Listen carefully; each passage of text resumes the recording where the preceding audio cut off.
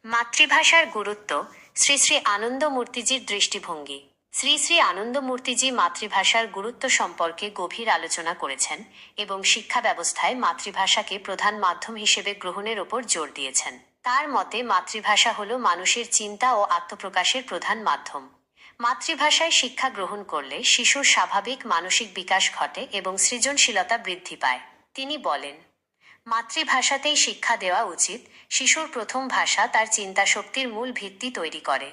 অন্য ভাষার মাধ্যমে শিক্ষা দিলে সে স্বাভাবিকভাবে শিখতে পারে না এবং তার সৃজনশীলতাও বাধাগ্রস্ত হয়। অপভাষার প্রচলন রোধ করা উচিত।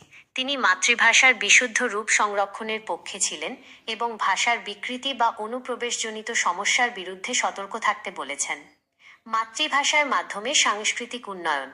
ভাষা কেবল যোগাযোগের মাধ্যম নয়, এটি সংস্কৃতি ও ঐতিহ্যের ধারক। তাই মাতৃভাষার বিকাশের মাধ্যমে সমাজের সামগ্রিক উন্নয়ন সম্ভব। আন্তর্জাতিক ভাষার প্রয়োজন।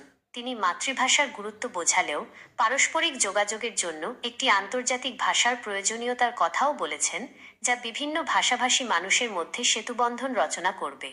তিনি স্পষ্টভাবে বলেছেন যে মাতৃভাষার বিকাশ ও প্রচার শুধু ব্যক্তিগত বা জাতীয় উন্নতির জন্য নয়, বরং তা মানব সমাজের সার্বিক অগ্রগতির জন্যও অপরিহার্য। মাতৃভাষার গুরুত্বের আরও কিছু দিক। শিশুর মানসিক বিকাশ। মাতৃভাষায় শিক্ষা গ্রহণ করলে শিশুরা সহজে বিষয়বস্তু বুঝতে পারে এবং তাদের মধ্যে আত্মবিশ্বাস গড়ে ওঠে। এর ফলে তাদের মানসিক বিকাশ দ্রুত হয়। সৃজনশীলতার বিকাশ। মাতৃভাষা শিশুদের নিজস্ব চিন্তাভাবনা প্রকাশ করতে সাহায্য করে, যা তাদের সৃজনশীলতাকে উৎসাহিত করে। সাংস্কৃতিক ঐতিহ্য রক্ষা।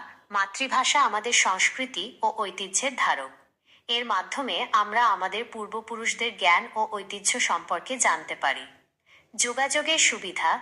মাতৃভাষায় কথা বললে আমরা সহজেই অন্যদের সাথে ভাবের আদান প্রদান করতে পারি। উপসংহার। মাতৃভাষার গুরুত্ব অপরিসীম। আমাদের উচিত আমাদের সন্তানদের মাতৃভাষায় শিক্ষা গ্রহণে উৎসাহিত করা এবং মাতৃভাষার শুদ্ধ রূপ বজায় রাখতে সচেষ্ট হওয়া।